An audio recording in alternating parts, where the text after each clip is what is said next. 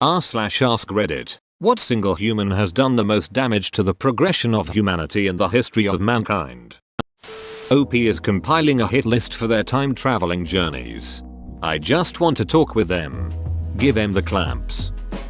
Sheikh al-Islam. I heard of this guy after hearing someone on TV complain about how this man set the Islamic world back by centuries. In 1515, the age of the Ottoman Empire, a learned scholar of the kingdom issued a decree that forbid printing, press, and made using it punishable by death. Edit. Grammar. More context.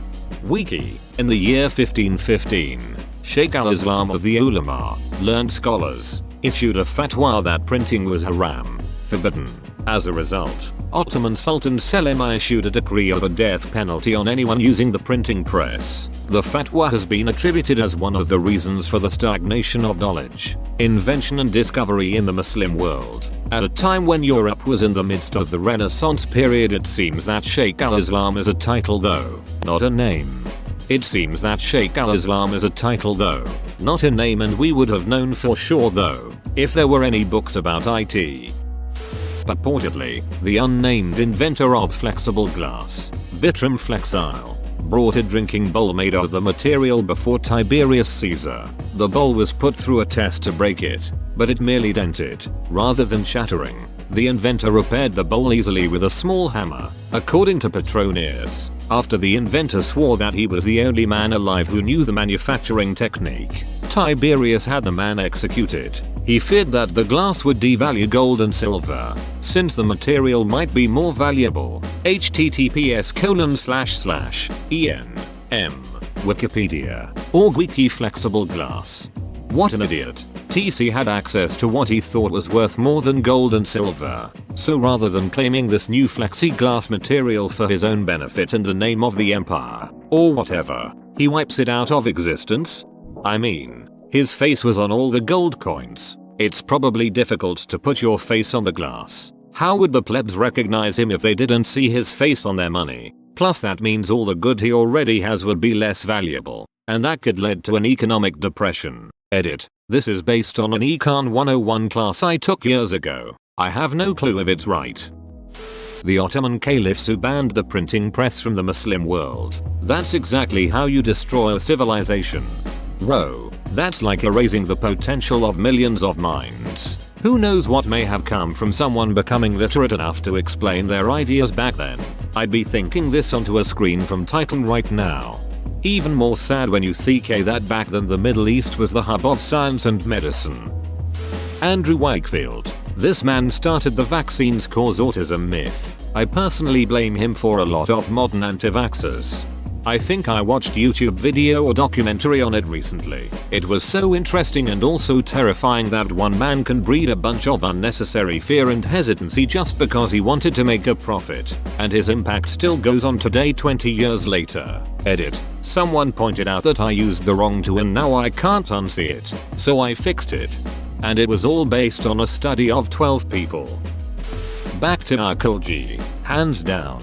In 12th century there was the world's biggest university in India named Nalanda where intellectuals from all around the world used to study. Then Turks invaded India under Khilji. They killed almost all the intellectuals and destroyed the university, and they burnt the library. The library continued to burn for 3 months. This has to be by far the biggest loss to mankind emo.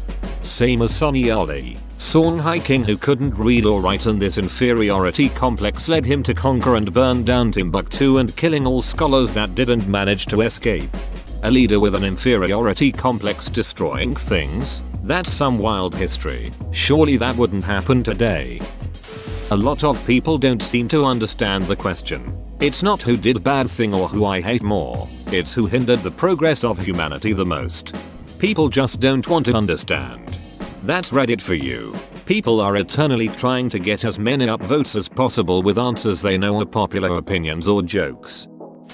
Guy de Chauliac. He was a surgeon in the 1300s who vehemently spoke out against another fellow surgeon, Theodoric Borgognoni. Theodoric was a surgeon who wrote about his theories on proper wound care and believed that the best thing you can do to a wound is wrap it and keep it clean. Guy hated what Theodoric was writing because it directly went against the teachings of Galen. An ancient Greek surgeon who believed pus was the body's way of balancing your humors. Guy's teachings were widely accepted, and it's believed that his ignorance set the development of antisepsis in surgery back about 600 years. Edit. Guy de Chauliac was born in the 1300s, not 1200s, as he was alive during the Black Death. Ignaz Semmelweis was the guy who was thrown into a mental asylum for saying surgeons should wash their hands between seeing patients. Oh man, I only knew Guy de Chauliac from his super awesome records of the Black Death. I didn't know he did this. Bummer. Never meet your heroes, I guess. Robert Maxwell, father of Ghislaine. The man was the leading cause of paywalled scientific articles today. Before him, science publishing was relatively open. He helped shape the industry into the cancer on academia it is today. Edit. Quite the thing to wake up to. Thanks everyone. For those interested, I found an article that details the events pretty well. The TL Doctor version is that through use of PR marketing, exclusivity deals, and copyright law, Maxwell through Pergamon Press turned scientific publishing from a relatively non-profit driven endeavor to a predatory industry that charged institutions out the nose for research they paid nothing for. Check out Alexandra and Sahab. They've definitely helped many people who can't access scientific research. Video on Sahab. https://www.youtube.com watch V equals pro C6SZ low article. https://www.theguardian.com science/2017/John/27/profitable business scientific publishing bad for science. This is a good one. It is so frustrating to me that scientific articles are paywalled. I don't think we properly understand the effect this has on modern progress. There are projects afoot to undo this. In my university, faculty are being strongly encouraged, just short of required, I think, to publish open access, and this is part of a wider movement among EU universities. That stupid fish that decided to leave water. The sun is a deadly laser. Not anymore, there's a blanket. Yongle Emperor of the Ming Dynasty in China ordered the fleet of Zheng He, the greatest trading and exploration fleet of the time, to be burned during his reign in the early 1400s. This was the beginning of an era of isolation for Chinese kingdoms, which ultimately led to the collapse of Imperial China, and indirectly to the rise of the PRC. Additionally, the wealth of the world overall decreased as a result of reduced trade with China, and if China had continued exploring, it is possible that they, not Europeans, would have colonized North America, instead of merely maybe discovering it then telling no one as they did in history. It may not be a significant alteration of human progress, but it's one of those events that sets the world in a definitively different direction. Edit. Didn't say the Chinese did discover America, just that they might have, because it's been theorized that they did and they had the technology. I mean, the Inuit and Siberians have been crossing the Bering Sea in leather kayaks for thousands of years, so the Chinese definitely could have done it too if they wandered up that far. I don't know much about the actual history of that theory, and most of my comments on that are from Wikipedia searches this morning and willingness to believe fun hidden history scenarios that are actually possible. Thanks for all the upvotes. As a caveat, it would have hugely changed naval history too. It would be accurate to say that Europeans and their methods of sailing enabled European-led globalization and colonization. The durability of their designs, relative speed and range were critical developments with a measurable impact on the world. But, really, the Chinese had a totally different system which would have really worked just as well, if not better. European ships were relatively small and had canvas sails, while the great Chinese ships that Zheng He used were massive, and used these kind of folding bamboo sails, ingenious for their strength and manageability. They even had watertight compartments, something European ships didn't even consider using for centuries. Both parts of the world produced ships that could do what the other kind did, while looking extremely different. So as a maritime history buff, I'm totally fascinated by how things on the high seas would have looked had the Yongle Emperor not stifled Chinese naval expansion in the cradle. Edit. Book recommendations are anything by Brian Lavery and Robert Gardner. If China had begun to colonize the New World around the mid to late 1400s, the Europeans wouldn't be prevented from doing the same from the West around the same time.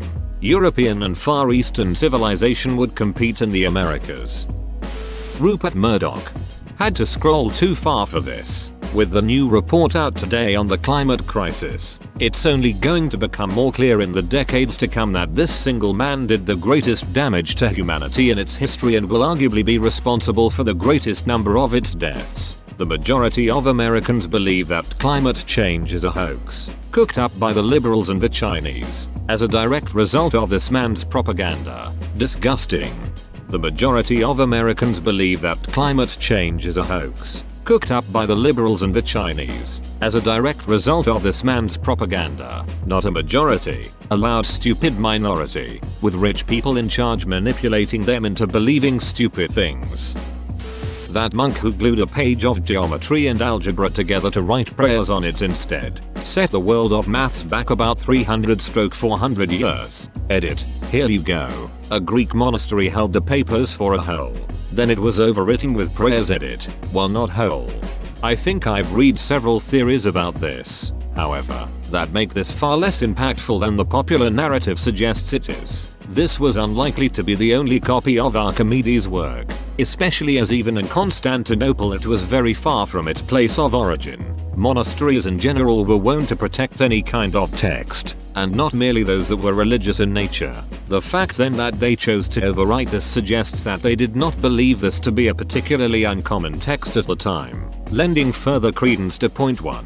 There were many other texts in the palimpsest other than Archimedes' Codex C, which one could make an equal argument as to the importance of. The choice of exalting one at the expense of all the others is technically just as much an overwriting, especially given the fact that it was not uncommon to write over expensive parchment at the time. The work was overwritten only 700 years after it was first written. This makes it very unlikely to have been instrumental in any mathematical advancement had it not been overwritten regardless. The fact that this manuscript survived, while few, if any, other copies of Archimedes' work survived, is less a testament to Monk's persistent overwriting, but more to do with how well taken care of the palimpsest was. Compare its fate in the 700 years it was in the possession of the church to what happened in the next 100 years alone.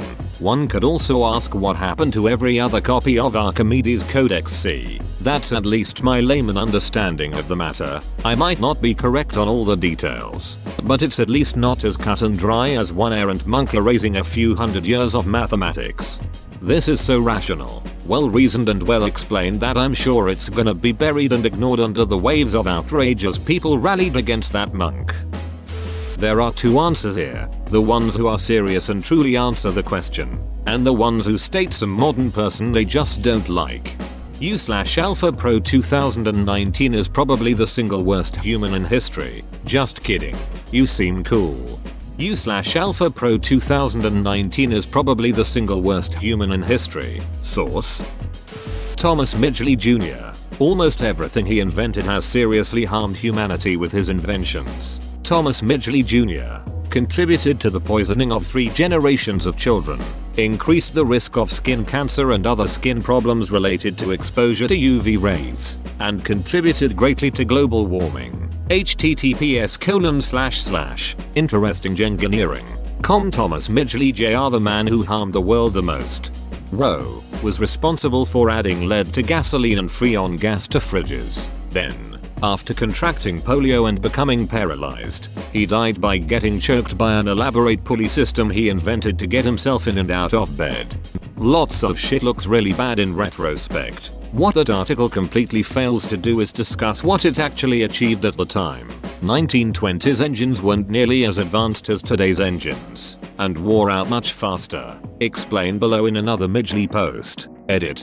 Thanks to all the people explaining about lead, it turns out that Wikipedia's description of what knocking did to engines might have been over the top with its use of catastrophic failure. Knocking does not cause engines to explode. He's definitely on the hook for that one. Freon gas was a humongous safety innovation. What it replaced really nasty shit like sulfur dioxide, chloromethane, and ammonia. All 3 of those are combustible and very toxic gases. Freon was a big step at the time. It's so wrong to ascribe blame to him considering the CFC ozone reaction would not be discovered until 1974, and won the Nobel Prize for 1995. He died in 1944. His only fault was not having a crystal ball. I would suggest Andrew Wakefield. His work ileal lymphoid nodular hyperplasia, non-specific colitis, and pervasive developmental disorder in children has been directly responsible for the mistrust of vaccines, the decline of Western rates of vaccination, and basically telling everybody that there's a boogeyman underneath your bed. He is directly responsible for thousands and thousands of deaths. He's a scientist who made a mistake. Why are you blaming him? It's not that he made a mistake. He had purposely customized the outcomes to meet the hypothesis so that he could get rich selling safe vaccines and diagnostic kits. He poisoned the well that saved so many people just so he could get rich. I have no idea how he can sleep at night. On balance, vaccines may be the greatest human accomplishment of all time. People in developed countries really have no idea how bad disease has been for most of human history, precisely because of the success of vaccines and antibiotics. The vast majority of human deaths for most of our existence has been from disease, and for one brief century, we managed to push it back to the fringes of our awareness. But antibiotic resistance and anti-vaxxers seem determined to bring us back to the old standard. It really is such a huge slap in the face to take a look at this technology that has saved billions of lives, the pinnacle of human achievement, and just say duck you. He sleeps on a pile of money he made from the people who paid him to fake the studies as well as in L. Macpherson's arms. Disgusting man. Nazir the Copper Merchant. Our first written texts could have been amazing accounts of how life was at the time. Instead they're just people giving bad reviews on Bronze Age Amazon. I think it just took some time to figure out how to use writing creatively. It's gonna start with some sort of pragmatic use, like how we had Nokias before iPhones. But I do like the image you create of some ancient troll slamming poor Nazir. Tell ye Nazir, Nanny sends the following message. When you came, you said to me as follows, I will give Jimal Sin, when he comes, fine quality copper ingots. You left then but you did not do what you promised me. You put ingots which were not good before my messenger, Sit Sin, and said, if you want to take them, take them. If you do not want to take them, go away. What do you take me for? That you treat somebody like me with such contempt? I have sent us messengers gentlemen like ourselves to collect the bag with my money, deposited with you. But you have treated me with contempt by sending them back to me empty-handed several times, and that through enemy territory. Is there anyone among the merchants who trade with Telman who has treated me in this way? You alone treat my messenger with contempt, on account of that one trifling mina of silver which I owe you. You feel free to speak in such a way, while I have given to the palace on your behalf 1,080 pounds of copper, and Umiabum has likewise given 1,080 pounds of copper, apart from what we both have had written on a sealed tablet to be kept in the temple of Samus. How have you treated me for that copper? You have withheld my money bag from me in enemy territory. It is now up to you to restore my money to me in full. Take cognizance that, from now on, I will not accept here any copper from you that is not of fine quality. I shall, from now on, select and take the ingots individually in my own yard, and I shall exercise against you my right of rejection because you have treated me with contempt. Whoever gave the order to burn the Library of Alexandria? From what I understand, the library was actually copied out or had texts removed prior to the burning. Also went a post on r/ask historians a bit back. Wikipedia talks about this as well. Also I remember reading, from here I think, about how the library right before the burning was already in disrepair. I could be totally wrong with this. Cyril of Alexandria is a pretty good bet. https://en Wikipedia. Wiki Cyril of Alexandria. He organized murder squads to go around Alexandria killing anyone who wasn't a die-hard Christian. This included nearly every great mind of the era. One in particular was Hypatia of Alexandria, one of the greatest minds in history. She invented a working steam engine nearly a millennia before the first steam locomotive. He is of course considered a symbol by Catholicism and the Church of England. Edit. It was Hero that invented the steam engine. Chiorlai just woke up to 100 damn replies. Her writing did survive, just not intact. Much of it within the treatise of Theon. Her father a great astronomer in his own right. Wikipedia is not infallible. Yes, easily in the top 5 of worst sin ever. Alexandria was pretty advanced in astronomy and mathematics at that time. We could have advanced so much quicker without him. Duck him. And duck all the people that make him a sin. There are a lot of saints in the church that are like him. There are more of the bog standard lived my whole life in humility for God, but every once in a while you read up on someone like Cyril and wonder what's the point of having something as final as the 10 commandments. Like there is a very clear no murder clause in there. I wonder why the Catholic Church canonized a literal slaughterer. Genghis Khan. While he personally didn't do much to hinder human progress, his reign began an era of Mongol expansionism and devastation, and his successors were responsible for the destruction of the House of Wisdom of Baghdad, ending the Islamic Golden Age, and not to mention the destruction of numerous cities and the deaths of many. Also, the Mongol Empire eventually paved the way for the Black Death. The empire led to many trade routes being formed between Europe and Asia, which eventually led to the transmission of the Black Death to Europe in the 14th century. As terrible as the Black Death was, it was actually the primary driver of change that led Europe out of the Middle Ages and into the Renaissance. The Renaissance basically kickstarted modern civilization. The Black Death led to a great questioning of the old certainties. This led many, especially among the urban elite, to use reason to understand the world. The high mortality rate resulted in a drastic decline in the labor force. 7. Wages rose for both agricultural and urban workers. The survivors of the Black Death generally had a higher standard of living than before the plague. 8. This phenomenon occurred in both urban and rural areas. The crisis caused by the Black Death led to many changes in the economy in response to the fall in the population. Because of the labor shortages, there was a move from labor-intensive farming such as cereal to livestock and an increase in industry and agriculture. More labor-saving devices employed. In the period after the Black Death, an unprecedented amount of social mobility took place. Laborers became merchants, and merchants become members of the nobility. No longer was a person's destiny to be fixed by their birth. Previously, people assumed that one's station was fixed at one's birth and that one had to remain a member of the class you were born into.